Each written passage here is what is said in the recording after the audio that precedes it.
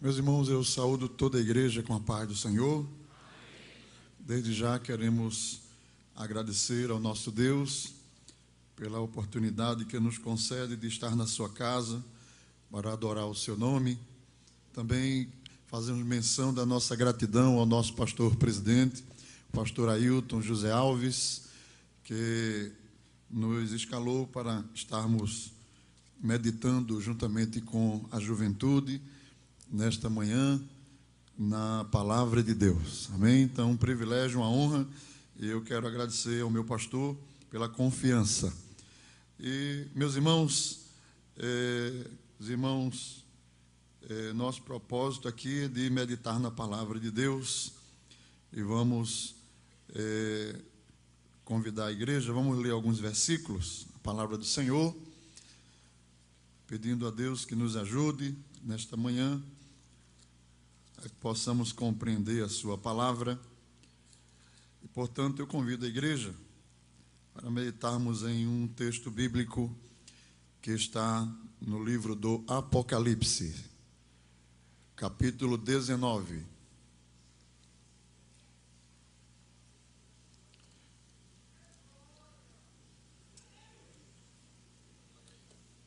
Quantos trouxeram a Bíblia aqui nesta manhã? Levanta assim, quem trouxe Bíblia. Então vamos abrir a palavra de Deus, como tem nos ensinado o nosso pastor. Vamos meditar na palavra do Senhor. Apocalipse, capítulo 19. Iniciamos com o primeiro versículo. A palavra de Deus nos diz assim: E depois destas coisas, ouvi no céu como que uma grande voz de uma grande multidão que dizia: Aleluia! Salvação, glória, honra e poder pertencem ao Senhor nosso Deus, porque verdadeiros e justos são os seus juízos, pois julgou a grande prostituta que havia corrompido a terra com a sua fornicação, e das mãos dela vingou o sangue dos seus servos. E outra vez disseram: Aleluia! E a fumaça dela sobe para todo sempre. E os 24 anciãos e os 4 animais prostraram-se e adoraram a Deus que estava sentado no trono, dizendo: Amém, aleluia. E saiu uma voz do trono que dizia: Louvai o nosso Deus, vós todos os seus servos, e vós que o temeis, assim pequenos como grandes. E ouvi como que a voz de uma grande multidão, como que a voz de muitas águas, e como que a voz de grandes trovões, que dizia: Aleluia, pois já o Senhor Deus Todo-Poderoso reina. Regozijemo-nos, alegremo-nos e demo-lhe glória, porque vindas são as bodas do Cordeiro, e já sua esposa se aprontou. E foi-lhe dado que se vestisse de linho fino, puro, resplandecente, porque o linho fino são as justiças dos santos. E disse-me: Escreve, bem-aventurados aqueles que são chamados à ceia das bodas do Cordeiro. E disse-me: Estas são as verdadeiras palavras de Deus. E eu lancei-me a seus pés para o adorar. Mas ele disse-me: Olha, não faças tal, sou teu servo, sou teu conservo e de teus irmãos, que tem o testemunho de Jesus. Adora a Deus, porque o testemunho de Jesus é o espírito de profecia. Quantos podem dizer amém? Vamos tornar ali o versículo 6, todos juntos. E ouvi como que a voz de uma grande multidão, como que a voz de muitas águas, e como que a voz de grandes trovões, que dizia: Aleluia, pois já o Senhor Deus Todo-Poderoso reina. Regozijemo-nos, alegremo-nos, demo-lhe glória, porque vindas são as bodas do Cordeiro, e já sua esposa se aprontou.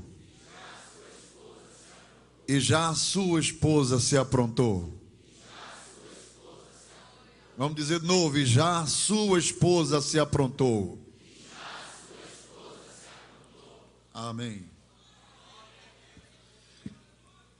Meus irmãos, nesta manhã nós queríamos meditar na palavra de Deus, nesses textos que nós tomamos aqui como leitura, pedindo a graça de Deus, que o Espírito Santo comunique a nós, a mim e a nós, a sua vontade e a sua palavra, nesta manhã missionária.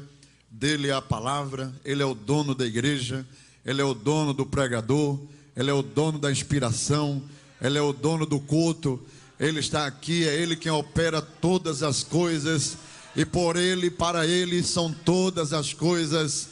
Então estamos todos aqui na dependência do Espírito do Senhor, que nesta manhã está aqui para glorificar o nome de Jesus, e está aqui para nos ensinar a sua vontade e a sua verdade e a sua palavra. E meus irmãos, com a ajuda ou com aquilo que o Senhor nos conceder, queríamos falar nesta manhã sobre o estado de prontidão da noiva. Repita comigo: o estado de prontidão da noiva.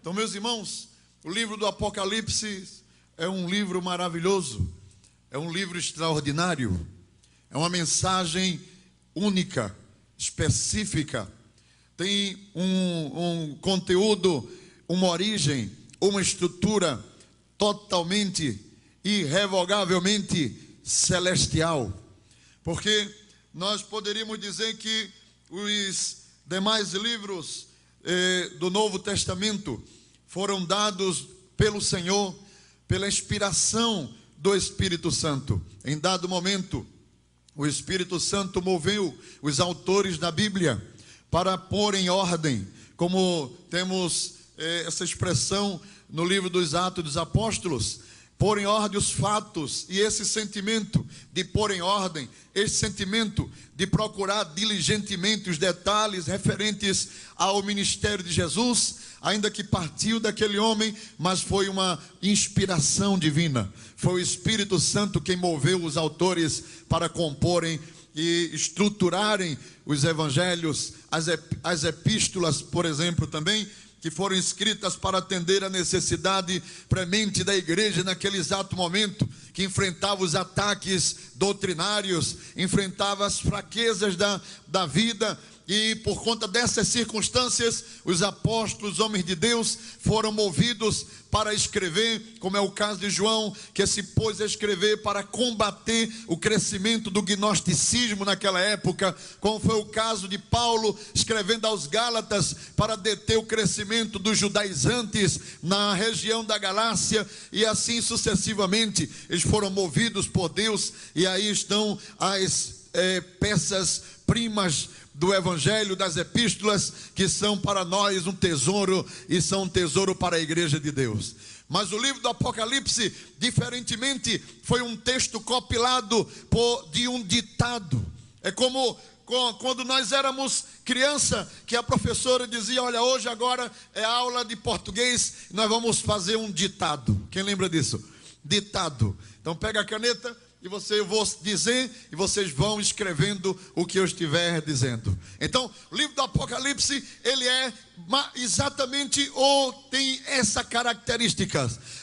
A revelação de Deus a João foi desta forma: escreve, escreve, escreve, escreve tudo que tu vais ver a partir de agora, e tudo que tu vais ouvir, exceto aquilo que eu não permiti, como houve alguns casos aqui na Bíblia, em que o Senhor não permitiu que João registrasse aquelas vozes, mas do contrário, tudo é que João está vendo, é que João está ouvindo. E eu ouvi uma voz, como uma multidão, como voz de trovão, como voz de relâmpago, que dizia, dizia o quê? Dizia exatamente assim. E João escrevia o que ele ouvia daquelas vozes. Então, o livro do Apocalipse é o livro da revelação, é uma peça única, é uma revelação extraordinária da voz de Cristo, da voz de Deus, da visão celestial.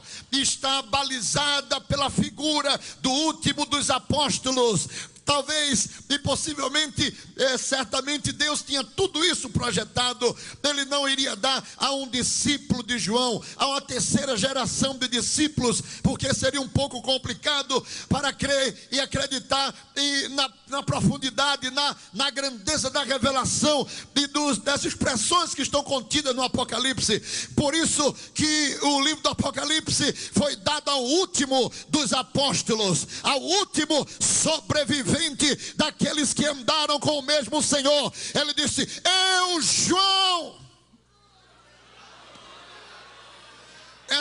Esse livro, quando chegou às igrejas, impactou todas elas. João disse: eu, João, estava na ilha de Patmos no dia do Senhor. Aleluia, louvado seja o nome do Senhor.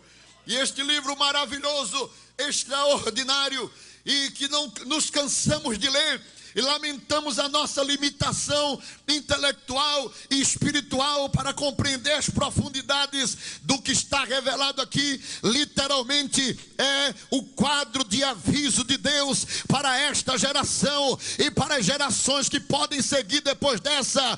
Tudo está escrito aqui, tudo está determinado aqui, tudo está revelado aqui, e muitos desses escritos estão acontecendo exatamente agora, em nosso tempo, em nossa época.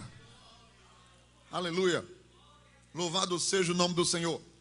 O Evangelho, o livro do Apocalipse, meus irmãos, ele traz coisas maravilhosas. Um livro focado para ser uma mensagem primeiramente para a igreja. Ele foi dado para a igreja, para a igreja. Crente tem que ler esse livro. Diga amém. O crente tem que ler este livro. Deus não manda recado para quem ficou em casa. Esse negócio de dizer: irmã, era para a senhora estar na igreja hoje de manhã ou ontem à noite, porque Deus falou para a senhora lá. Não, Deus não falou para a senhora lá. Deus falou para quem estava aqui. E Deus falou para quem ouviu através da televisão. Deus falou para quem ouviu através da rádio. Jesus não manda recado para ninguém. Ele fala conosco. Ele se revela a nós. Então, o livro do Apocalipse é uma mensagem para a igreja. É uma advertência para a igreja. É um anúncio para que ninguém seja surpreendido. Não, está escrito aí. Quem vai se defender da marca da besta que será implantada no governo do anticristo? O mundo? O mundo não sabe o que é isso. Será envolvido, será impregnado com o sistema anticristão. Quem é que está atento? Quem é que está alerta? A igreja. A igreja. A mensagem é para nós. A mensagem é para nós. A mensagem é para nós neste tempo. Aleluia. E rapidamente aqui, meus irmãos, para nós chegarmos nesse assunto que nós pensamos em compartilhar com os irmãos. Então, o livro do Apocalipse tem revelações extraordinárias. Está composto em uma estrutura previamente estabelecida. A primeira parte do livro do Apocalipse, ele vai revelar e vai mostrar inicialmente, logo de início, o centro de tudo, o centro da igreja, o centro do evangelho, o centro do padrão divino para a operação neste mundo. Ele vai mostrar o centro, a centralidade deste livro, e começa dizendo: eu, João, estava na ilha de Patmos por causa do testemunho de Jesus Cristo e da palavra do Senhor, e fui arrebatado em espírito no dia do Senhor, e ouvi por detrás de mim uma voz como voz de muitas águas, e me virei para ver quem falava comigo, e virando-me vi 7 castiçais de ouro, e no meio dos 7 castiçais de ouro, um semelhante ao Filho do Homem, cujos cabelos eram brancos como a lã, cujo rosto brilhava como o sol no seu resplendor ao meio-dia. As suas vestes eram brancas como linho, trazia no seu peito um cinto todo de ouro, os seus pés como latão reluzente, refinado em forno. Na sua mão tinha 7 estrelas, e da sua boca saía uma espada aguda de 2 fios, e disse: João, eu sou aquele que fui morto, mas eis que vivo, eis que vivo, eis que vivo, e vivo para sempre. Aí está a centralidade do Evangelho. A centralidade de Cristo é Cristo. A centralidade da mensagem do Senhor é Cristo. A centralidade das profecias é Cristo. A centralidade do juízo é Cristo. Aleluia. A centralidade da bênção é Cristo. A centralidade da eternidade é Cristo. A centralidade de tudo é Cristo. A Ele seja a honra, seja a glória, seja o domínio, seja o poder pelos séculos dos séculos dos séculos. E a igreja, a juventude diz amém.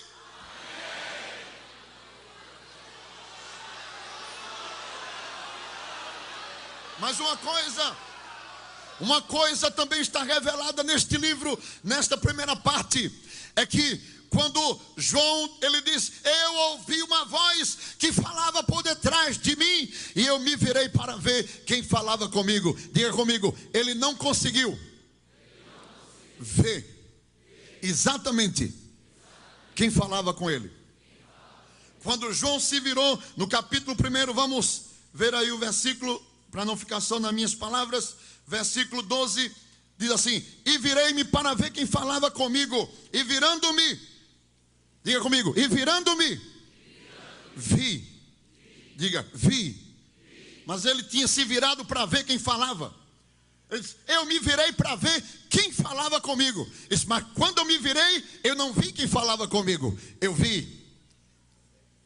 Foi que ele viu 7 castiçais de ouro.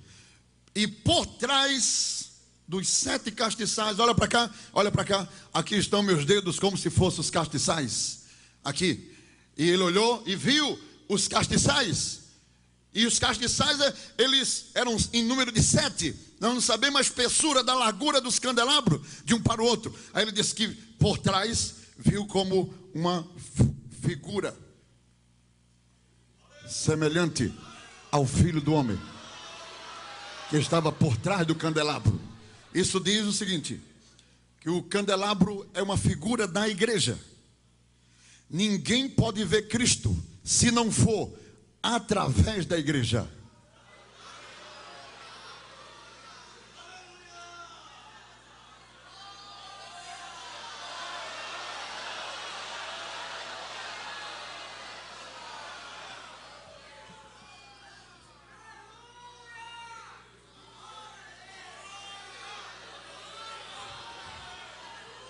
Cristo não pode ser visto nesse mundo literalmente falando. As figuras, os quadros, as imagens, os filmes de Hollywood, os filmes das TVs brasileiras ou americanas, os teatros não podem apresentar e mostrar a Cristo, não podem revelar a Cristo. Cristo só pode ser visto através da igreja, através de você, através do candelabro, através do candelabro. Quem quiser ver a Cristo tem que olhar para mim, tem que olhar para você, tem que olhar para essa mocidade aqui nesta manhã, tem que olhar para o povo de Deus. Cristo está por trás do candelabro.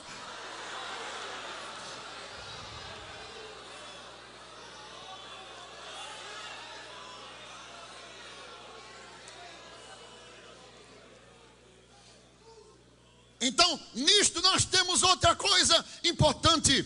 O capítulo 1 revela que Cristo é o centro. É verdade, e glória a Ele para todo sempre. Ele é o centro com a igreja. Porque Deus não destrói esse mundo. Diga.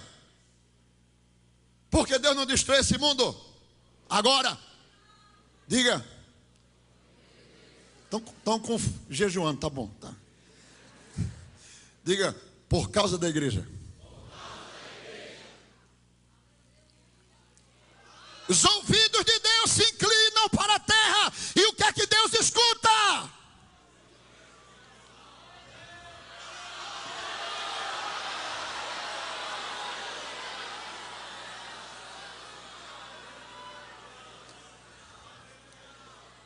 Cristo está no meio dos 7 candeeiros de ouro. Cristo está no meio dos 7 candeeiros de ouro. Ele está no meio dos 7 candeeiros de ouro. No capítulo seguinte, versículo 1 diz: eu sou, isso diz o que tem os 7 Espíritos de Deus. Conheça as tuas obras, que tem nomes que vives, melhor. Versículo 1 do capítulo 2, escreve ao anjo da igreja que está em Éfeso, isso diz: aquele que tem à sua destra as 7 estrelas, diga comigo, e que anda no meio dos 7 castiçais de ouro. Ele anda no meio da igreja, ele anda no meio dos 7 castiçais de ouro. Então o capítulo 1 revela Cristo, mas também revela a igreja e Cristo, a igreja e Cristo, a igreja e Cristo, a igreja e Cristo. João, viste a minha glória, vi, Senhor, viste que eu sou aquele que vivo para sempre, vi, Senhor. Agora pega na caneta e escreve as 7 igrejas da Ásia, escreve aos anjos das 7 igrejas da Ásia, escreve a minha igreja. A primeira parte do livro do Apocalipse, que vai até o capítulo 3, só tem Cristo e igreja, igreja e Cristo, Cristo e igreja, igreja e Cristo, Cristo e igreja, igreja e Cristo, Cristo e igreja, igreja e Cristo.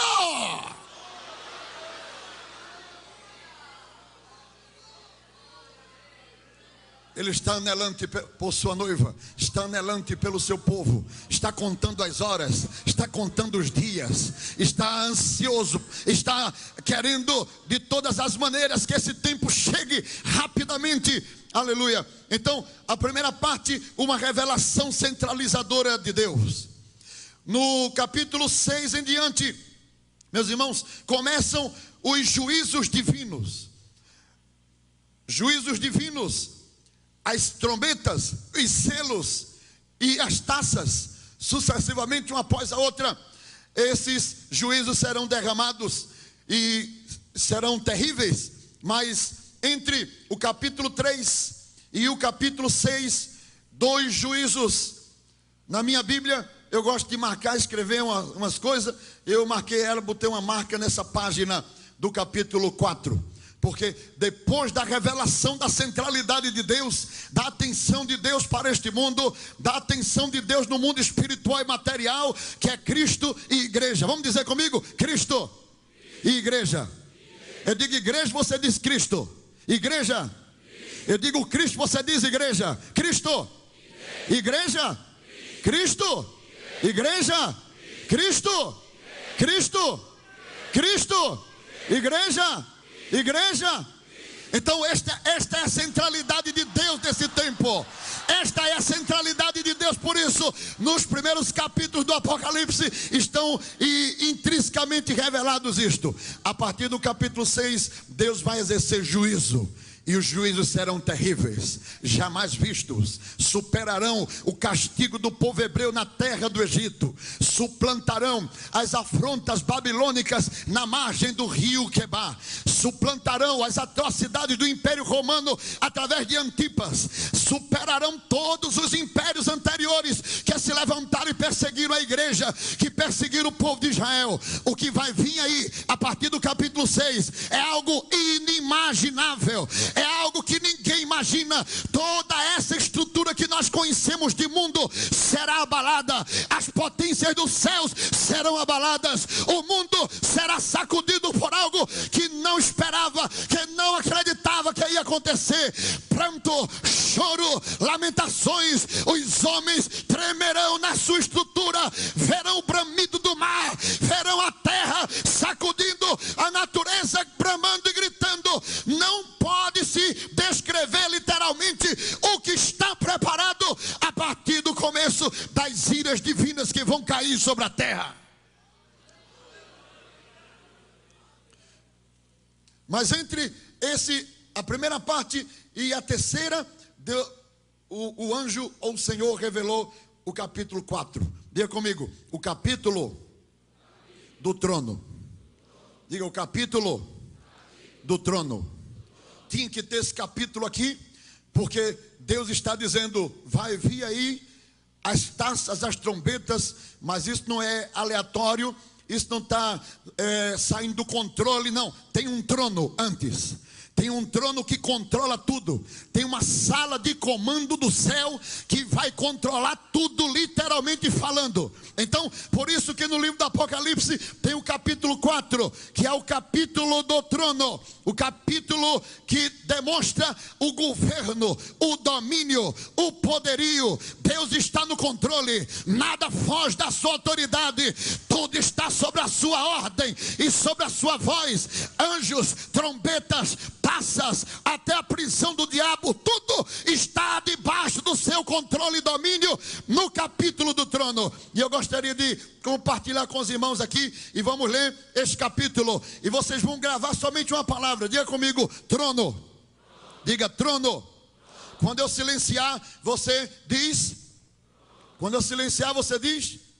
Vamos ler o capítulo 4, diz: depois dessas coisas olhei, e eis que estava posta uma porta aberta no céu, e a primeira voz que comigo, como de trombeta, ouvira falar comigo, disse: sobe aqui e mostrar-te-ei coisas que depois destas devem acontecer. E logo fui arrebatado no espírito, e eis que estava posto no céu, e um assentado sobre e o que eu estava sentado era na aparência semelhante a pedra jaspe sardônica, e o arco celeste estava ao redor e a aparência era semelhante a esmeralda, e ao redor haviam 24, e via sentado sobre os 24 anciãos vestidos de vestes brancas. Estes tinham sobre suas cabeças coroas de ouro, e saíam relâmpagos, trovões e vozes, e diante do trono ardiam 7 lâmpadas de fogo, as quais são os 7 Espíritos de Deus. E havia diante como um mar de vidro semelhante ao cristal, e no meio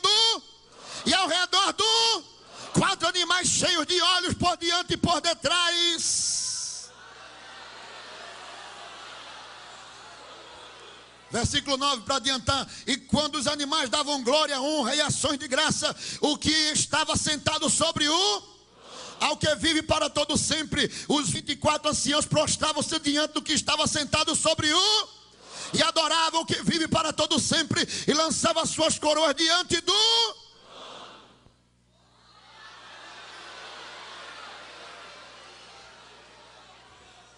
Eu contei na minha Bíblia 13 tronos. Trono, trono, trono, trono, trono, trono, trono, trono, trono. Deus está dizendo: tudo está sob o comando do trono. Trono, trono, trono, trono. Quantos levanta a sua mão para adorar o Senhor nesta manhã? Nada está fora do comando, nada está fora do controle. Tudo está sob o comando divino.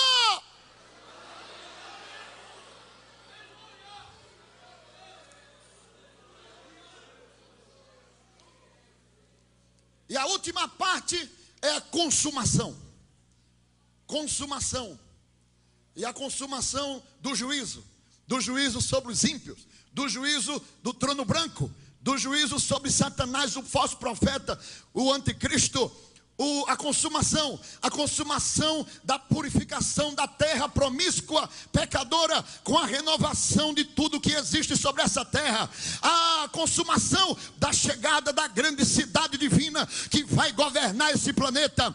A cidade que tem 2.000 quilômetros de um largo, 2.000 quilômetros do outro, 2.000 quilômetros na outra banda, 2.000 quilômetros do outro lado e 2.000 quilômetros para cima. A cidade que seria posta sobre o Brasil estaria desde a cidade de São Paulo até a cidade do Rio Grande do Norte de uma banda, estenderia-se até o Amazonas, até as Guianas Francesas lá para cima. Se ela estivesse pairando sobre o oceano, quem estivesse na fronteira do Chile, na beira do mar, de longe viria o fulgor e a torre celestial lá posta do outro lado do Rio Grande do Norte. Esta grande cidade que vai consumar o governo de Cristo e estabelecer o seu governo, o seu reino. Meus irmãos, então a consumação de tudo, a consumação da glorificação do Cordeiro, a consumação também da glorificação da igreja, dos santos, dos remidos, dos que sofreram martírios, tudo está na última parte deste livro. Louvado seja o nome do Senhor para sempre. E é maravilhoso que o livro do Apocalipse termina justamente com esta mensagem: Aleluia. Eis que presto venho, bem-aventurado aquele que guarda as palavras da profecia deste livro. E eu, João, sou aquele que vi e ouvi essas coisas, e havendo-as ouvido e visto, prostrei-me aos pés do anjo que mais mostrava para o adorar, e disse-me: olha, não faças tal, porque eu sou conservo teu e de teus irmãos, os profetas, e dos que guardam as palavras deste livro. Adora a Deus.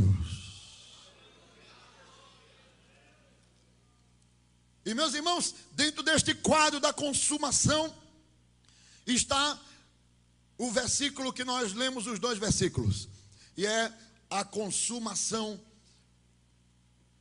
da glorificação da igreja de Deus. Aleluia. Versículo 7, vamos dizer de novo: regozijemo-nos, alegremo-nos e demo-lhes glória, porque vindas são as bodas do Cordeiro,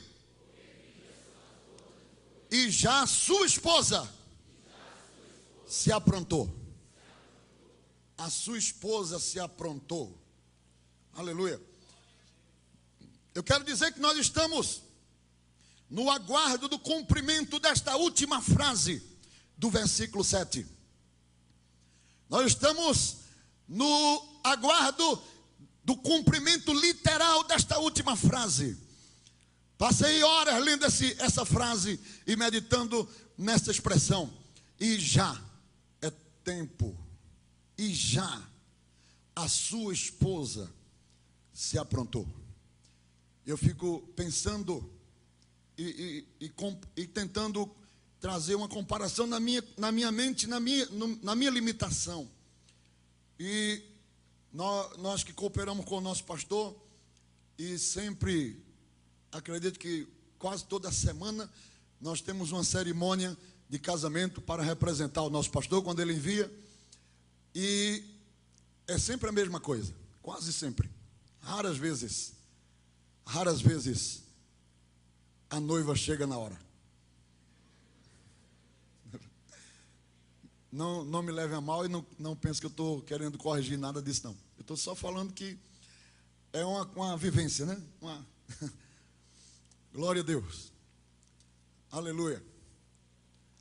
E, meus irmãos, então a noiva quase nunca, às vezes, não, quase nunca, chega na hora. E por que não chega na hora? As moças aqui, vocês que ainda vão, talvez vocês mudem isso. E por que demora? Não, irmão, calma, pastor, um momentinho só, já está chegando. O que é que está fazendo? Tá.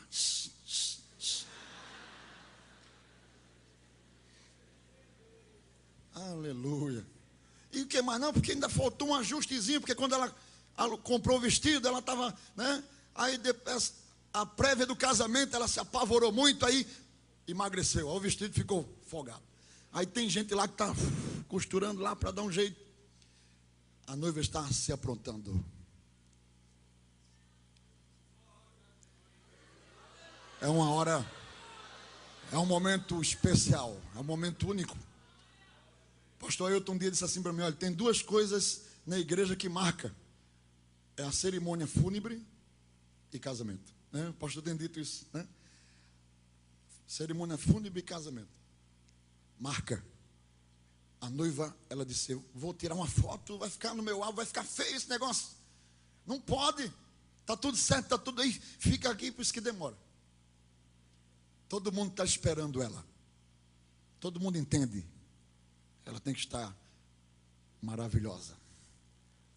Ela tem que estar bonita, não só para o seu noivo, mas para o tamanho da celebração, para condizer com os arranjos que estão preparados ali naquele templo. Foram comprados, preparados anteriormente, estão sublimes, maravilhosos. Só não está mais porque não deu mais dentro do que pôde. Excelente, tá? Ela não pode fugir daquilo. E todo mundo está lá no aguardo. No aguardo. Aleluia. Aleluia. Eu fico pensando como não deve estar no céu nesta época, nesta geração, neste tempo, os anjos, arcanjos, querubins, como não deve estar lá no paraíso, os santos que estão lá e estão sentindo também. Eles sentem mais do que nós, porque já estão com o Senhor. Eles estão sentindo lá no paraíso. Os santos que já deixaram este mundo e estão aguardando, estão desfrutando de uma prévia da glória. Eles estão dizendo: está bem pertinho, está chegando a hora, está chegando o momento.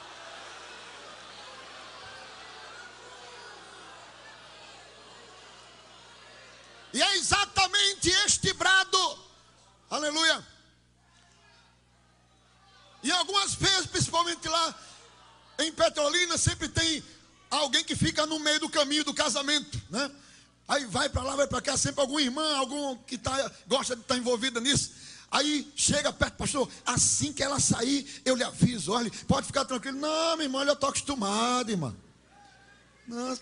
Não se apavore comigo não, porque eu estou acostumado. Eu já esperei 3 horas. Se ela chegar com 1 hora de atraso, ainda está dentro do prazo. Eu estou acostumado. Jesus preparou os pastores para isso. Preparou a gente na prova, para a gente ter paciência. Aí elas, olha, mas quando ela estiver vindo, eu lhe aviso. Daqui a pouco a irmã chega. Diz: pastor. Eu disse: pois não, irmã, a noiva está pronta. Eita, ajeita o terno, prepara o microfone, ajeita o microfone, cantor, tecladista aí, prepara todo mundo, aí todo mundo já fica assim, quem estava fora entra, vai se ajeita, a noiva está vindo aí lá vem a noiva, já está chegando. Foi isso que João sentiu, foi isso que João ouviu naquele dia, quando ele disse: eu ouvi muitos gritos, muitos brados, vozes de trovão. Eu ouvi a voz do arcanjo do querubim, mas entre esses gritos teve um diferente. Teve um grito que disse assim: já a noiva se aprontou.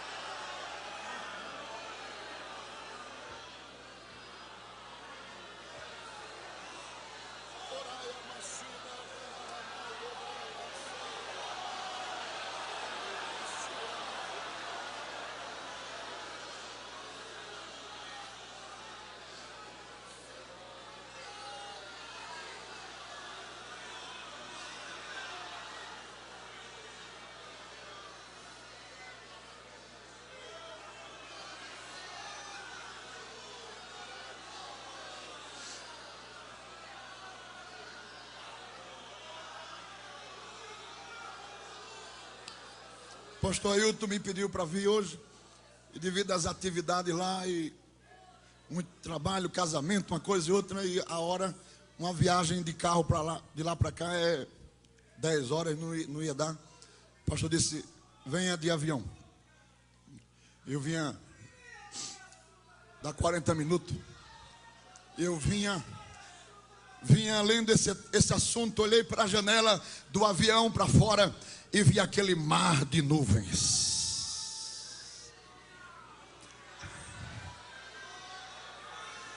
Aquele mar de nuvens, coisa linda de Deus. Uma nuvem enorme estava para o lado do avião, assim, na janela onde eu estava. Eu senti comigo assim, meditando nesse assunto: um dia eu vou passar aqui de novo.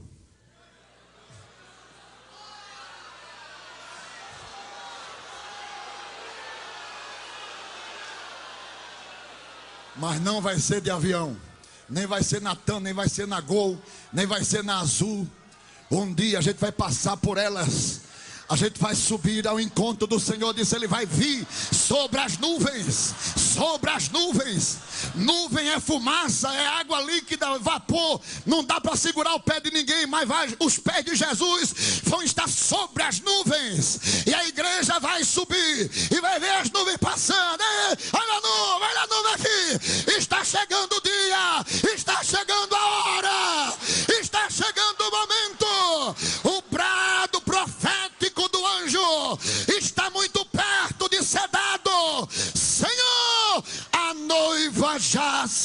aprontou.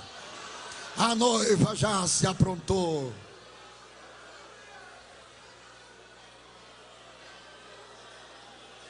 Eu queria, meus irmãos, refletir com os irmãos aqui rapidamente, pelo menos, se der tempo, em 3 implicações desta palavra. 3 implicações desse texto. Os irmãos me ajudem, tenham misericórdia de mim, do pregador. Mas a minha pouca compreensão. Há 3 implicações nesta palavra, nessa expressão, no grito deste anjo.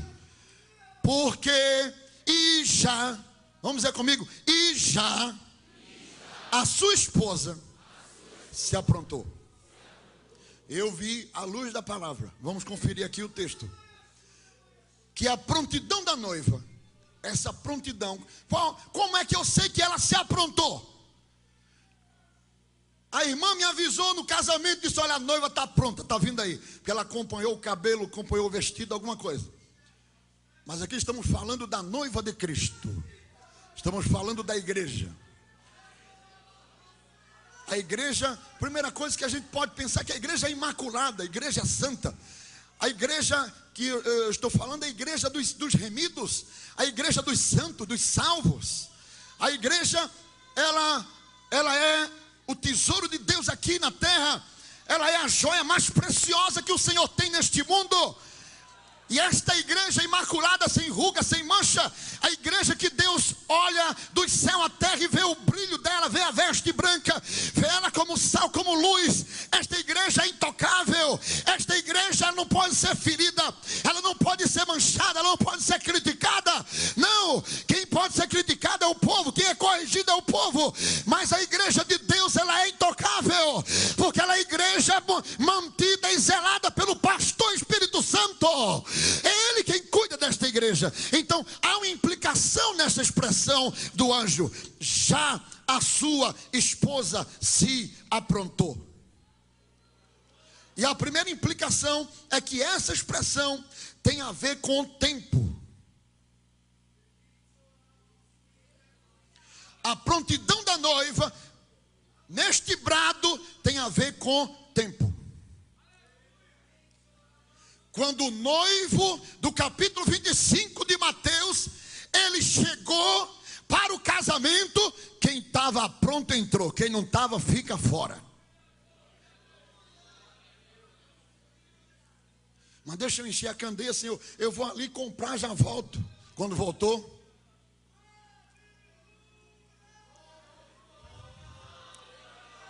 por quê? Diferente de nós que cooperamos com o nosso pastor, que a gente tem uma certa tolerância, e o nosso pastor nos ensina assim, para a gente ter tolerância. No casamento divino, no casamento do noivo com a noiva celestial, tem uma hora marcada. E não pode haver atraso.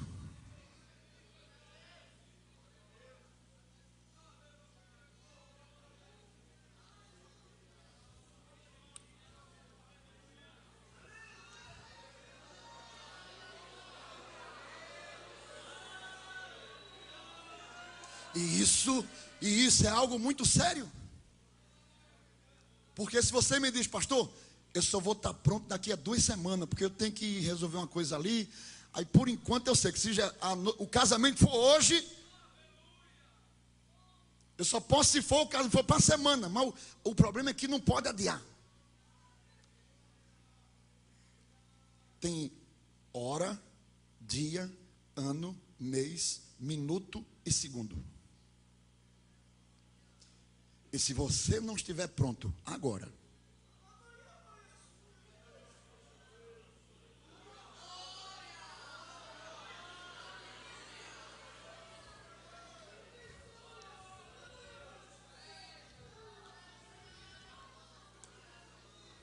ao ler a palavra de Deus, nós vamos descobrir isso ao longo da Escritura, ao longo da Bíblia. Nós vamos descobrir isso. Vamos ler isso na palavra de Deus. Eu citei aqui, eu separei alguns versículos. Eu queria que você lesse comigo. É bom porque a gente memoriza. Essa forma de pedir para vocês repetirem, porque a gente grava também, não é verdade?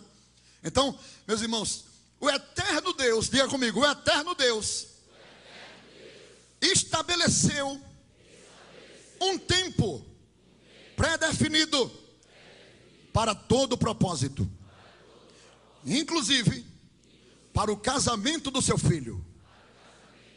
Em Eclesiastes capítulo 3, versículo 1 está escrito: tudo tem o seu tempo determinado, e há tempo para todo propósito debaixo dos céus.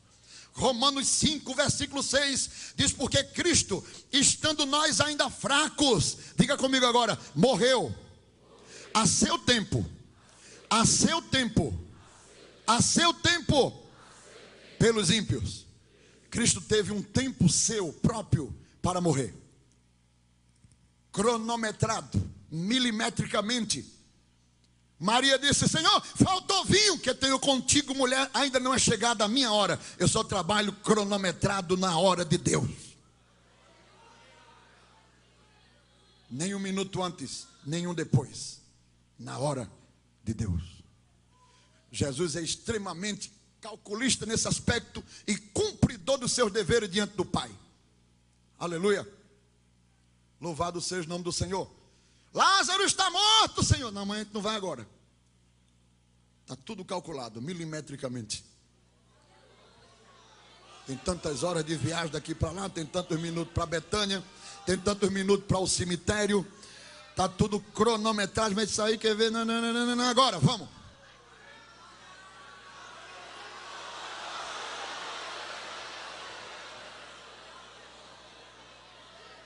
Irmãos, é isso que a gente vê na Bíblia. Imagine, Jesus dizia assim aos discípulos: Senhor, onde é que a gente vai preparar a Páscoa para comer? Ele disse: olha, entre na cidade de Betânia, quando vocês entrarem, vai passar um homem com um cântaro na cabeça. Siga esse homem, entre onde ele entrar, e chegando lá, encontre o dono do salão e diga: o mestre diz, eu preciso da tua casa para celebrar a Páscoa com meus discípulos. Aí disse: pode ir. Aí lá vai Pedro. Quando Pedro entrou na cidade, o homem passou na frente.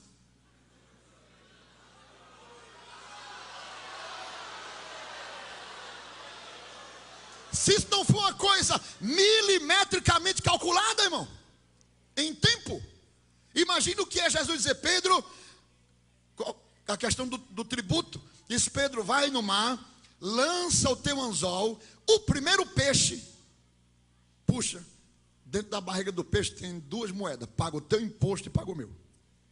Aí lá vai Pedro. Mas estava tudo milimetricamente calculado. Acho que Jesus sabia até a passada de Pedro. Não sei se ele mancava, se ele andava depressa, devagar. Mas Jesus calculou certinho. Peixinho, sim senhor. Dá uma voltinha, vai para lá, volta. Dá uma voltinha lá de novo. Vai, lá vai Pedro andando, lá vai Pedro andando. Aí Pedro subiu no barco e o peixinho está andando. Vai peixinho mais um pouquinho. Vai lá agora, volta. Quando Pedro lançou o anzol, o peixe, pá!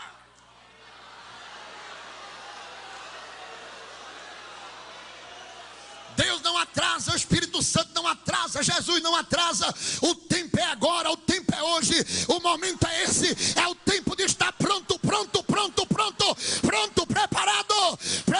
Você, meu irmão, que está ouvindo através da rádio, através da televisão, o Senhor está falando contigo. O tempo é hoje. Acerta suas contas agora.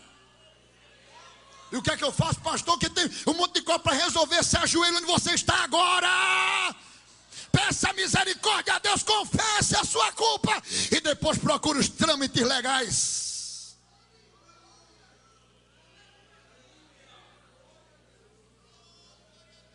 Repita comigo o capítulo 22 do Apocalipse e o versículo de número 10. Repita comigo. E disse-me: não cele as palavras da profecia deste livro. Porque próximo está o tempo. O tempo. Que tempo? A hora que Deus marcou. Tem uma hora marcada. O tempo está próximo. Eu só posso dizer que o tempo está próximo se existe uma hora marcada. Se eu não marquei nenhuma hora com você, como é que eu vou dizer que está próximo ou não está?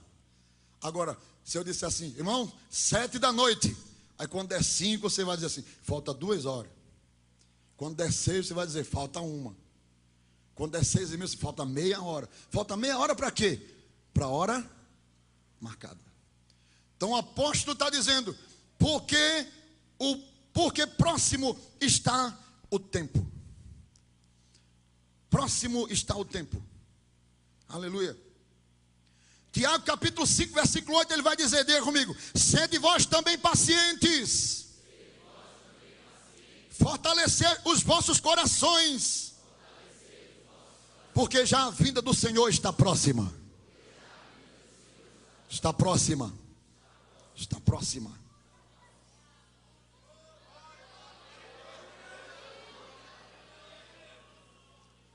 Nós estamos vivendo um dia do calendário de Deus. O calendário de Deus é diferente do nosso. No calendário divino nós estamos vivendo um dia. O dia chamado Dia da Graça. Por isso que o texto diz, se hoje ouvirdes a voz do Espírito Santo, não endureçais os vossos. Esse hoje não é o dia 23 de novembro. Não. Esse hoje é o hoje do dia da graça. O dia de Deus. O dia da igreja. Esse dia nasceu no raiar da manhã. Quando é que um dia nasce? Não é quando o sol vai saindo de manhã, aquela coisa bonita. Tem gente que vai para a margem da praia para ver. E o sol está saindo, está amanhecendo o dia. Lá que começa cedo, 5 da manhã, 4, não sei. O sol já começa saindo, está amanhecendo o dia.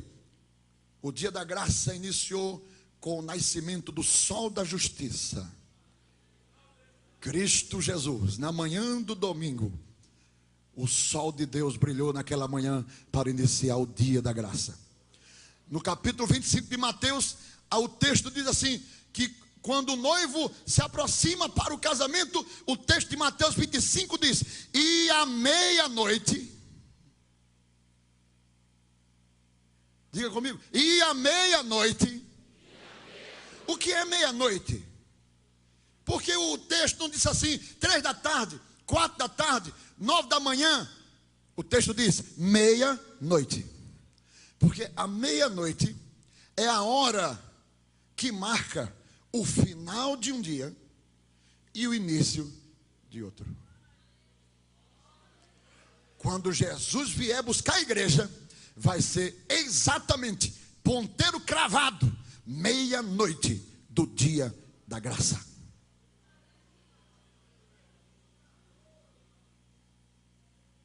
E a partir do rapto da igreja, inicia outro dia do calendário divino. Os irmãos estão entendendo?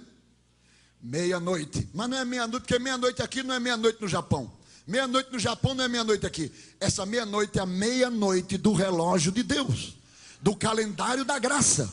É meia-noite do dia de Deus, do dia da graça. E é por isso que os apóstolos, os homens de Deus disseram, 2000 anos atrás, irmão, eles entenderam isso, não sei se deram uma olhadinha no relógio de Deus ou no calendário de Deus, mas eles disseram, filhinhos, é já 11 horas do dia da graça. Onde é que está escrito isso, pastor? Está na Bíblia. Nunca leram, não? Filhinhos, já são 23 horas do dia da graça. Nunca leram isso? Não é possível. Nunca leram? Filhinhos, é já a última hora. A última hora. E a última hora de quê? Do dia da graça. Se há 2000 anos atrás o ponteiro estava marcando 23 horas, quando não será que está marcando agora, exatamente agora? Eu não sei se está se aproximando, eu não sei se está bem pertinho, se falta 10 minutos, 20 minutos do dia da graça. Eu sei de uma coisa, está muito perto, a igreja sente, quem ora sente, a terra está sentindo, os salvos estão sentindo, os fenômenos da natureza estão apontando, as profecias estão apontando, está muito perto, está muito perto, está muito perto. Tem gente já pregando por aí dizendo, Jesus vai vir antes do ano 2020. Eu prego diferente, Jesus vai vir agora, Ele está vindo agora.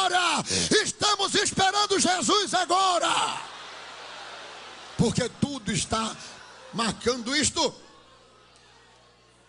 O apóstolo São Paulo usa em 1 de Coríntios, capítulo 7, versículo 29. Ele diz, repita assim comigo: isto, porém, vos digo, irmãos, que o tempo se abrevia, e o que resta é que também os que têm mulheres sejam como se não as tivessem. O comentário do Novo Testamento de Cleon Roger, é um comentário do grego. Ele diz, a palavra empregada para tempo pelo apóstolo São Paulo aí é kairos. Adjunta às demais expressões do grego. No conjunto, o termo quer dizer período de tempo curto, limitado, abreviado, pequeno de duração e que ao mesmo tempo corre velozmente. Filhinhos, isto vos digo, que o tempo se abrevia. A prontidão da igreja tem a ver com o tempo. E infelizmente será esse fator que vai complicar a vida de muitos salvos, crentes. Porque, meus irmãos, muitos serão surpreendidos, pois não se prepararam para o tempo estabelecido. Estão prontos para ir para o céu, estão prontos para amar a Cristo, estão prontos para dar glória a Jesus só no ano que vem. Esse ano não dá, só dá para o ano que vem, porque ainda tem muita coisa para arrumar. E é isso que vai prejudicar e vai apertar a vida de muitos crentes, porque estão se preparando para o futuro. Muitos serão surpreendidos, envolvidos em seus pecados, dormências, maledicências, serão surpreendidos pelo tempo de Deus, pelo tempo do Senhor, pelo tempo do Cordeiro, pelo tempo do casamento, pela hora do casamento. Palavra de Deus deixa isso bem claro na primeira epístola de Paulo aos Tessalonicenses, capítulo 5, versículo de número 4. Repita comigo: mas vós, irmãos, já não estáis em trevas, para que aquele dia vos surpreenda como um ladrão. Para que aquele dia não vos surpreenda como ladrão. É a questão do tempo. O tempo. Mateus capítulo 25, versículo 13 diz, repita: vigiai pois. Vigiai pois. Vigiai pois. Diga para quem está do seu lado: vigie. Diga para quem está do outro: vigie. Vigiai pois, porque não sabeis o dia, nem a hora. O dia, nem a hora em que o Filho do Homem há de vir, há de vir, há de vir, há de vir, há de vir. Mateus capítulo 24, versículo 50, o homem de Deus ainda diz: virá o Senhor daquele servo. Diga, preste atenção, vocês não estão me ajudando. Vamos prestar atenção, vamos dizer com força, vamos acompanhar o termo. Tem graça de Deus para cair aqui nessa manhã. Tenham graça de Deus, mas primeiro tem que comer a palavra. Escuta: virá o Senhor daquele servo num dia em que o não espera, e a hora em que ele não sabe. Tem um dia, tem uma hora que o servo não sabe. Tem que estar pronto agora. Tem que estar pronto hoje. O tempo vai surpreender a muitos. Já a sua esposa se aprontou. Já a sua esposa se aprontou. Já a sua esposa se aprontou. Aleluia. Já a sua esposa se aprontou. Aleluia. Alguns estudiosos dizem, eu li não lembro agora onde, senão eu citaria para os irmãos, mas eu li em um comentário que os achados arqueológicos e textos que se aproximam muito do primeiro século, eles dizem que os irmãos tinham uma tradição de cumprimentar-se na igreja primitiva ou na igreja pós-primitiva, e usavam um termo uma mistura de grego com o dialeto que tinha lá, que daí surge uma palavra que a gente conhece muito. Diz que os irmãos passavam pelo outro e diziam assim: Marã Atá. Vamos dizer? Marã Atá. Mas tem que dizer para o outro assim: Marã Atá.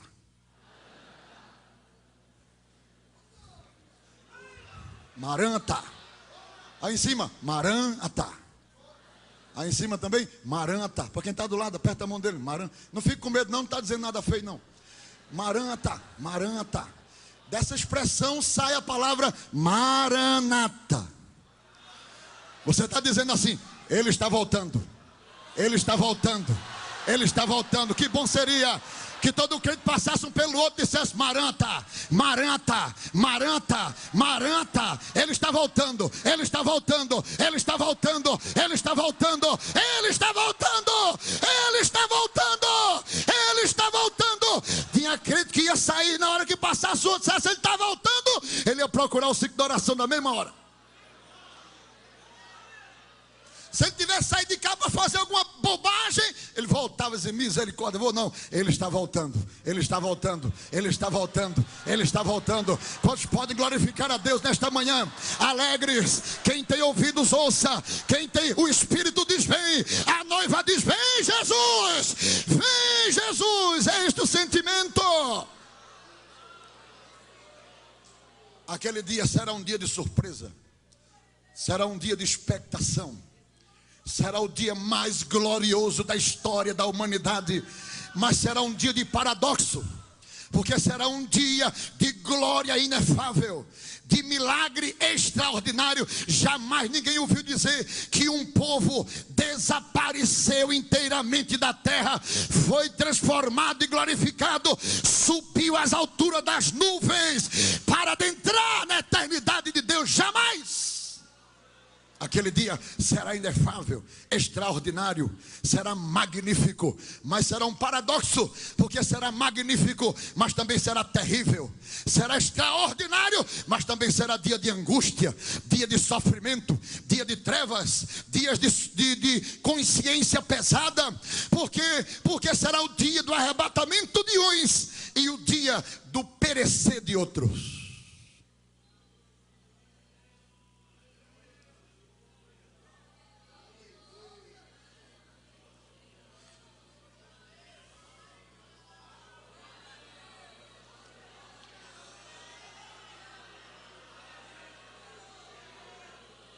E o texto sagrado, meus irmãos, ele fortalece isso. Vamos repetir comigo. Nenhuma frase que eu disser a partir de agora vocês deixam de dizer. Diga amém.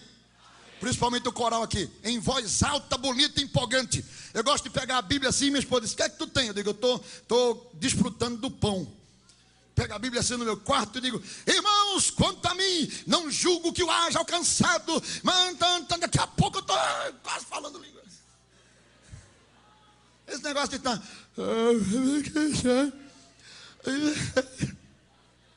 com sono. A Bíblia não foi feita para ler assim. Você não lê assim um jornal, uma revista, uma notícia interessante, um CD, um tablet.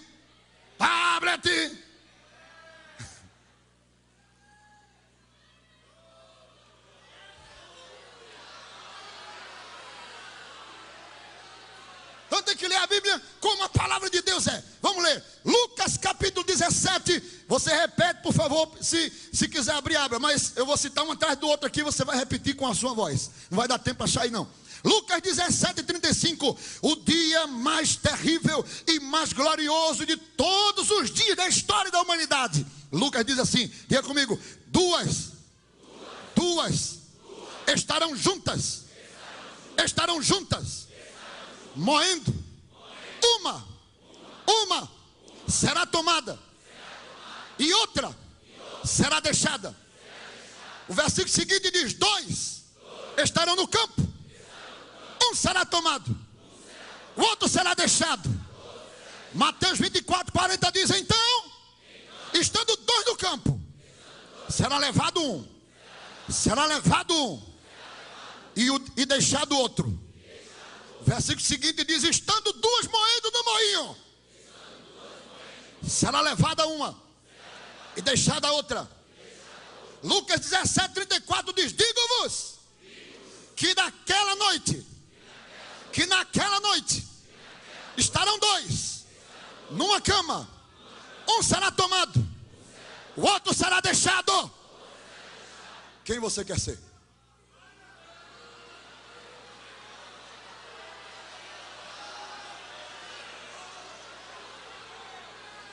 Quem nós queremos ser? Tem vaga para quem fica, tem vaga para quem sobe.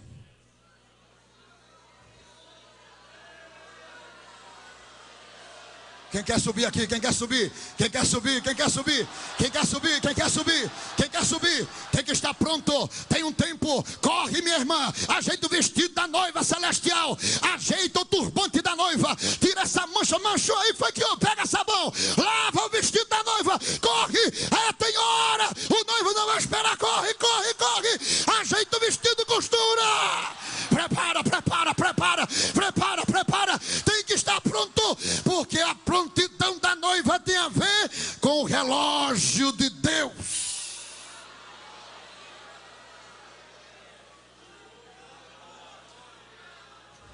Parece que eu estou vendo.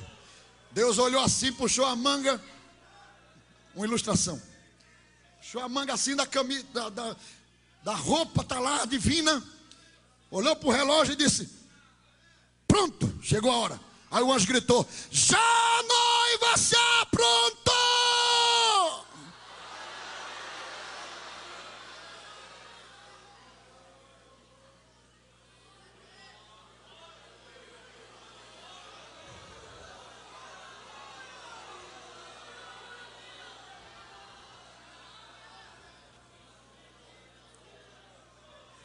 Já concluo. Prontidão da noiva tem a ver com os escolhidos.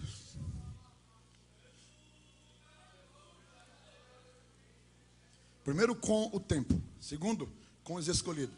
Terceiro, não vai dar tempo. Terceiro, com a habitação celeste. Eu vou pular aqui para a gente ganhar tempo. Com os escolhidos.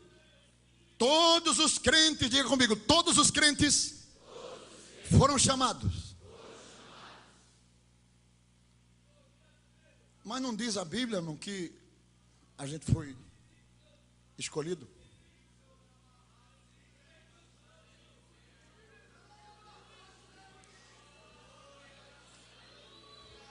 Então, se foi escolhido no sentido que a gente geralmente interpreta, então não precisa chamar e dizer assim: muitos foram chamados e poucos foram, porque eu só chamava os escolhidos.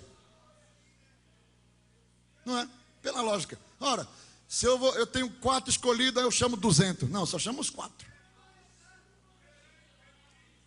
Então, cai por terra. Aí já aquele negócio de predestinado para o inferno, predestinado para o céu. Não. A questão é o seguinte: a gente às vezes interpreta a mesma palavra num contexto diferente. Por exemplo, quando Deus aparece para falar de Paulo ao discípulo, ele disse: Ananias, como foi que disse? Este é um vaso escolhido meu desde o ventre para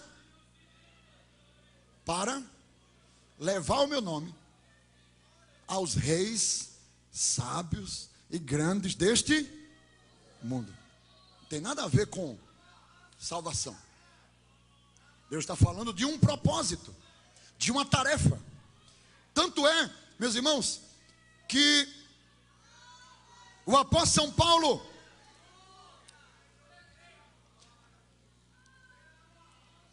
São Paulo, ele vai dizer em Filipenses capítulo 3, versículo 12, o mesmo Paulo que eu estou falando, ele vai dizer assim, observe, Filipenses 3 e 12, ele disse, diga comigo, não que já a tenha alcançado, ou que seja perfeito, mas prossigo para alcançar aquilo para o que fui também preso por Cristo Jesus.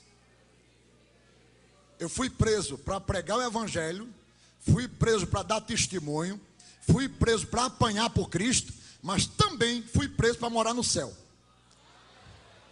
Aí Paulo diz: eu prossigo, não que já tenha alcançado, eu estou fazendo força, eu prossigo, eu estou prosseguindo.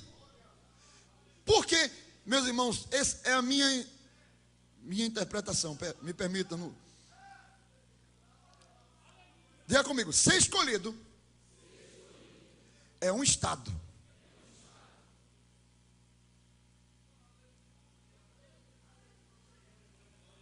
Escolhido. Mas se eu sair daqui, não mais escolhido. Aí eu voltei, escolhido. Aí eu saí de novo, não mais escolhido. Quem são os escolhidos?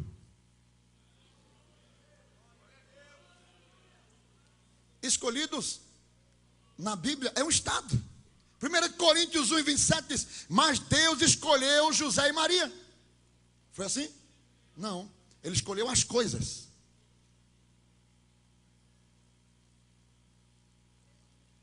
Observe, ele escolheu as coisas loucas deste mundo.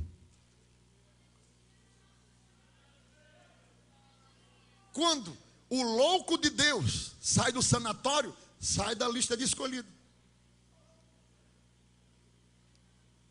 E tem louco de Deus também? Tem. Diz que a loucura de Deus é mais sábia do que a sabedoria dos homens. Nós somos loucos por Cristo, loucos por céu, loucos por Bíblia, loucos por Evangelho, loucos por Jesus, loucos por santidade, por pureza, por viver uma vida santa para Deus. Deus escolheu as coisas loucas deste mundo. Então qualquer que entre na conivência da filosofia mundana, voltou ao são juízo do mundo vindouro presente. E já não é mais considerado um louco em relação ao pensamento presente.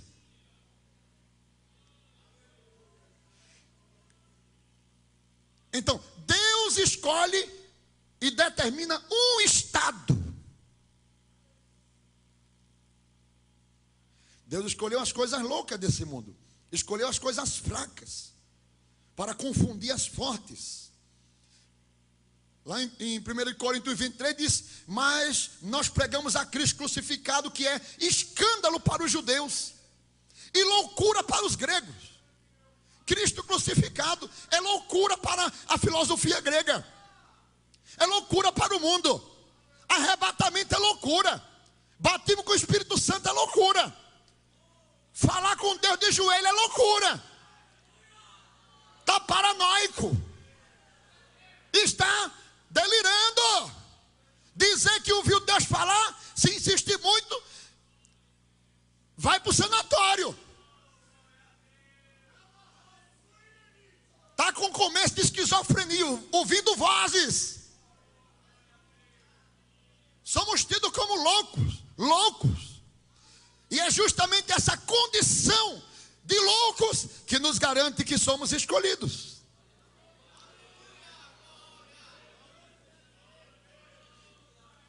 Deus escolheu as coisas fracas. No mesmo capítulo 1 de Coríntios, versículo 25, diz: porque a loucura de Deus é mais sábia do que os homens, e a fraqueza de Deus é mais forte do que os homens.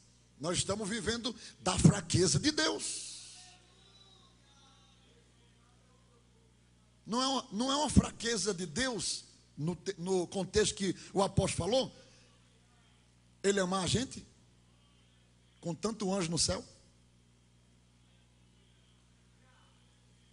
Mas Senhor, tantos anjos aqui, não, porque eu não aguento olhar para ela. Eu não aguento olhar para ele. Quando eu olho para ele, aí,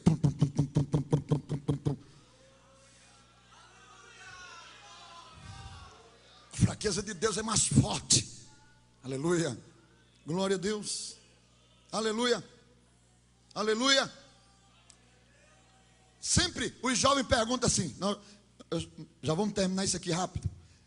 Geralmente o jovem pergunta: mas pastor, não tem que o evangelho ser pregado a todas as gente para depois Jesus vir? Claro, está lá em Marcos, não é assim? Marcos capítulo, quem lembra? Marcos capítulo 13, versículo 9, né? Ou é 10? 9 e 10. É assim? Marcos capítulo 13, versículo 9 e 10. Mas olhai por vós mesmos, porque vos entregarão aos concílios, às sinagogas, sereis açoitados, sereis apresentados perante presidentes e reis, por amor de mim, para lhes servir de testemunho. Diga comigo agora, mais importa que o evangelho seja primeiramente pregado entre todas as gentes. Não é a.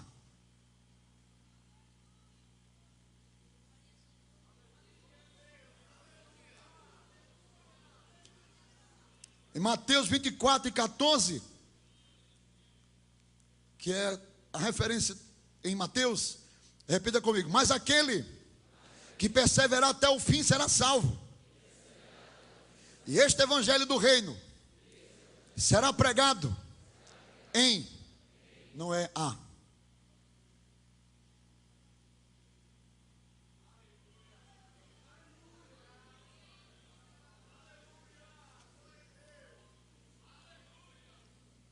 Uma palavra que faz diferença, ou não faz? Ah, todas as gente, não. Em todo mundo. Então, quando eu digo em todo mundo, eu posso me referir a um aspecto geográfico. Essa igreja aqui já pregou na Argentina, ou prega. Peru, Portugal, África. Sim ou não? Eu extraí aqui um material de um autor, que ele diz assim, que Deus estrategicamente avança para cumprir essa agenda de evangelismo. E começando em Jerusalém, anunciou a Judéia, Samaria, e partiu para os confins da terra. E ele registra no seu material, ele registra 4 avanços, geograficamente falando, no mundo, da pregação do evangelho. Ele diz que o primeiro degrau, ele marca no ano 313, com o levante de Constantino, e vai até o ano 800 depois de, presta atenção, olha para mim aqui, até o ano 800 depois de Cristo, onde o evangelho foi prego à Europa Ocidental. Chegou na Europa Ocidental, já tinha passado por Jerusalém, Judeia, Samaria. De 800 a 1517, a mensagem, ela é marcada historicamente pelo governo de Carlos Magno até a reforma protestante de Lutero. O evangelho vai à Noruega, Islândia, Groenlândia e Europa Oriental. De 1517 até 1692, surgem as sociedades missionárias. O evangelho vai aos países ocidentais do Novo Mundo. De 1792, se levanta William Carey, chamado pai das missões modernas para os extremos. E aí, ele diz que na agenda divina, falta pouco para que o evangelho seja prego em todo mundo. Uma empresa americana, uma rede de televisão americana, eu não trouxe o recorte, que eu estava com isso aí lendo. Ela montou um documentário com 5 volumes. E o título do documentário é As Últimas 24 Horas de Jesus. E esse documentário se baseia em testemunhos de agência missionária, de pessoas que estão confessando, que estão tendo experiências de evangelismo diretamente realizada por Jesus. São pessoas islâmicas de tribos radicais. E o que marca esse documentário é que todos os relatos são idênticos. Todos os relatos em distintos lugares, diferentes e lugares extremos. De repente, alguém começa falando do evangelho e fala, mas você não era muçulmano, islâmico, radical? Ele diz assim, mas um homem de branco, chamado Jesus, apareceu para mim e me mostrou todo o seu sofrimento até a cruz e a ressurreição. E disse, eu sou a verdade, eu sou o caminho, eu sou a vida. E aí começa falando e pregando. Isso está sendo notícia nos mundos extremos.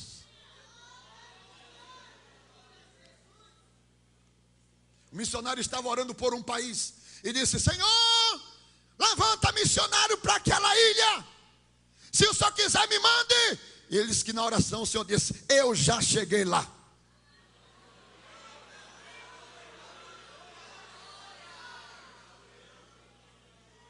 Está sendo dito nas comunidades budistas do Tibete. Um homem à beira da morte foi socorrido e, pelo relato daquela agência, diz que ele entrou em coma e estava morrendo. Quando voltou falando de um homem chamado Jesus. Esse, aos monges que vivem clausulados, uma lavagem cerebral terrível, e eles acordou depois daquilo, falando de Jesus. Disse: um homem de branco, com as mãos furadas, dizendo: eu sou Jesus que morri por ti, eu te amo, eu quero salvar a tua vida. Está pregando o evangelho. Se você não vai, se eu não vou, isso não é impedimento para a chegada e a prontidão da noiva. A prontidão da noiva vai acontecer a qualquer momento. Está relacionada ao tempo, está relacionada à obra evangelizadora de Cristo. Se eu não vou, ele vai. Se Pedro não pode pregar para Saulo, ele diz: fica atrás, Pedro, quem vai sou eu.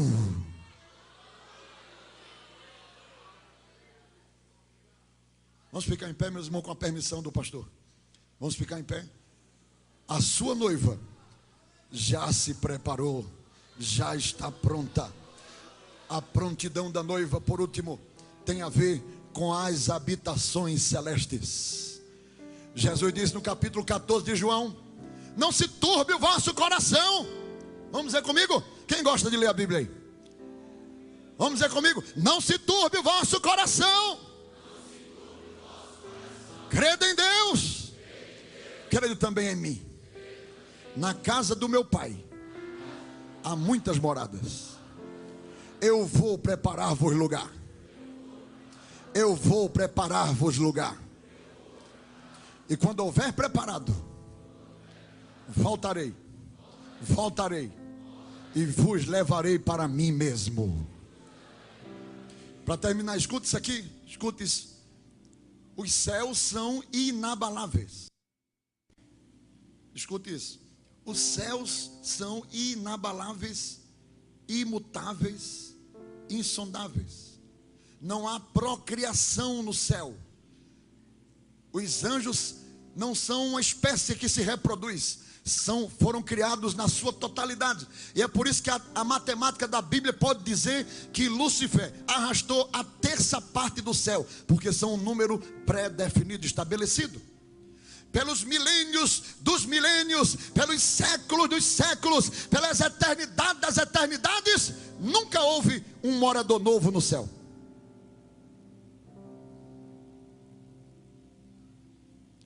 E tudo foi preparado para esta comunidade criada por Deus no seu primórdio, pela eternidade das eternidades, pelos séculos dos séculos.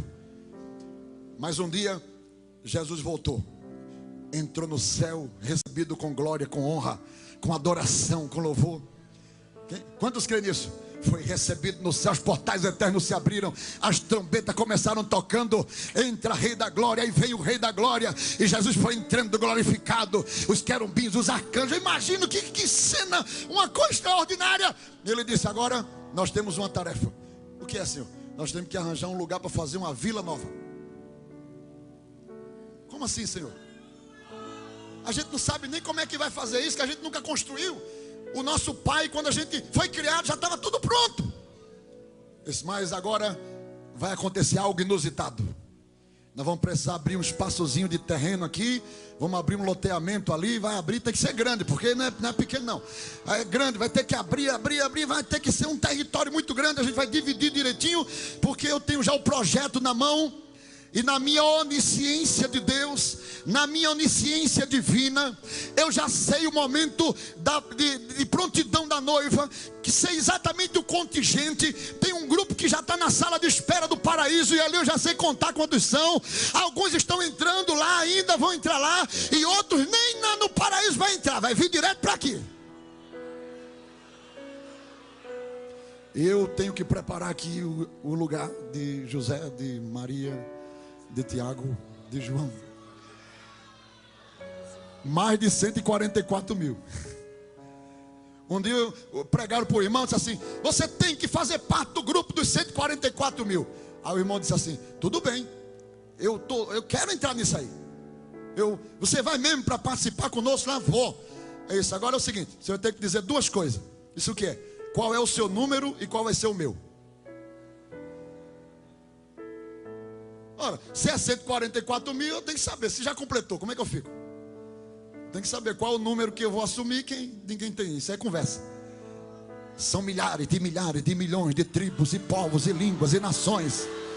Jesus disse: eu vou preparar lugar. Quantos creem nisso? Quantos creem? Eu estou dizendo assim, um território, uma casa. Eu estou ilustrando, né? O céu é muito mais do que isso. Mas eu estou dizendo que há um lugar específico. Lúcifer foi... a sua rebelião foi ter deixado o seu lugar. Há anjos no céu que não se rebelaram. Eles nem foram para o lado de Lúcifer, nem ficaram do lado de Jeová, mas eles saíram do lugar. Aí quando saiu do lugar, Deus mandou: estão em prisões eternas, porque não se decidiram. Tem um lugar preparado, o Senhor foi preparar. A prontidão da igreja depende disso. Jesus disse: quando eu estiver preparado, voltarei. Quantos creem que está sendo construído? Está já terminando a vila. Está já na última etapa. Está já na última construção. Aleluia. Eu não quero saber se eu vou morar num apartamento no terceiro andar. Não quero saber se eu vou morar no quarto da cozinha lá. Tem um quartinho lá atrás, não tem problema. Eu quero até estar morando aí. Eu quero ir para este lugar.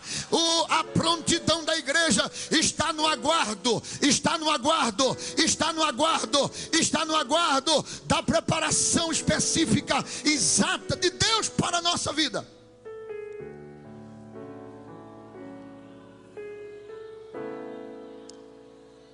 Jesus disse em sua oração: Pai, eu quero que aqueles que tu me destes, eu quero. Você sabe o que é isso?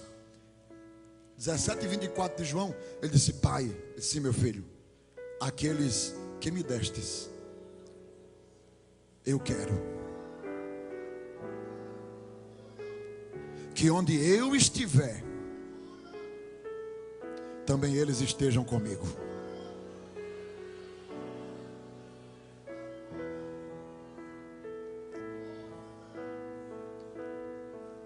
Quando Jesus orou pelo cálice, ele disse: Pai, não seja o que eu quero, mas o que tu. Como foi, irmão? Vocês estão raciocinando a Bíblia? Não seja o que eu quero, mas o que tu. Se possível, passa de mim este cálice, mas não seja a minha vontade, mas quando se trata da gente, ele disse: eu quero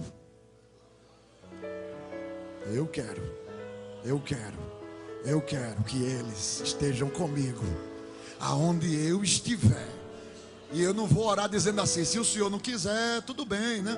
Mas ele disse: eu quero. Sofreu comigo, vai reinar comigo. Padeceu, sofreu, foi tentado, o diabo quis destruir, mas disse: não, eu sou crente. Eu vou para o céu, quero ir para o céu. Jesus, eu quero que eles estejam comigo. Aonde eu estiver, eles estejam comigo.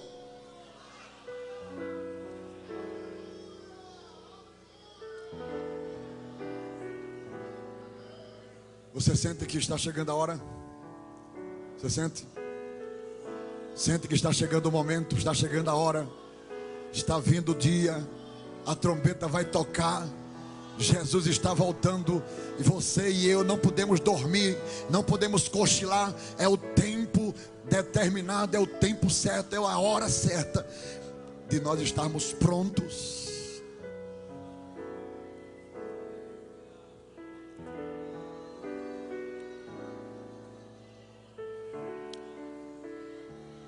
Jesus disse: guarda o que tens, para que ninguém tome a tua coroa. Guarda o que tens. Você quer ajuda para chegar no céu? Quem quer ajuda? Ninguém quer ajuda? Eu vou levantar minha mão aqui. Você quer ajuda para chegar no céu? Vem aqui para frente em nome de Jesus. Vem aqui à frente. Vem aqui à frente, em nome de Jesus. Jesus vai ajudar a crente batizando com o Espírito Santo. Vai ajudar a crente movendo a alma dele, o coração dele, quebrantando ele. Você não foi feito para ficar nesse mundo. Você não foi feito para viver encurralado nessa terra. Você não foi feito para viver uma vida suja espiritualmente falando. Você foi chamado para vestir vestes brancas, vestes limpas. Você faz parte do corpo da igreja, do corpo de Cristo, que é a igreja de Deus. Você foi chamado para entrar na prontidão da noiva. O grito do anjo vai bradar, e quem sabe não vai ser hoje. Não deixe para amanhã. É hoje o tempo da prontidão de Deus. É hoje o tempo da prontidão do Senhor. É hoje que o Senhor nos convida para viver uma vida pronta. Pronta. Muito bem, vocês vieram. Muito bem, vocês vieram. Muito bem, vocês ficaram. Vocês ficaram. Todo o coral, vem aqui para frente em nome de Jesus. Cadê o irmão aí do teclado? Ré maior. Ré maior, mais alto um pouquinho. Se você pensa que está tudo terminado e que tudo acabou, uma coisa eu te digo nesta hora: a última palavra é do Senhor. Se você se ajoelha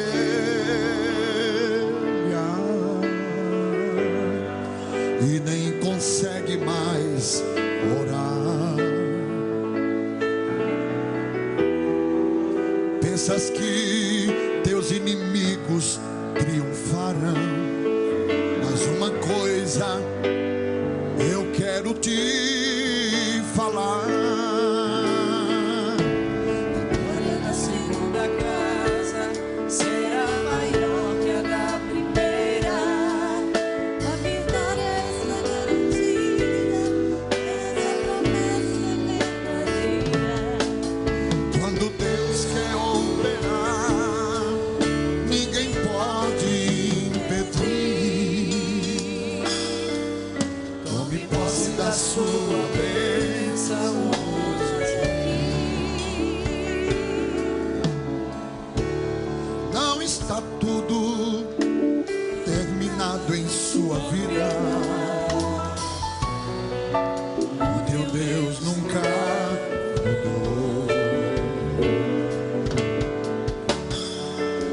promete, Ele cumpre, não falha.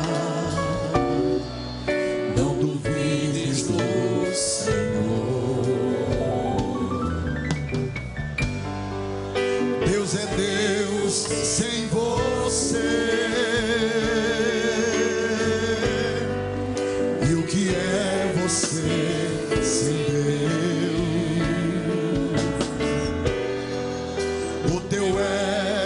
O Senhor não foi quebrado.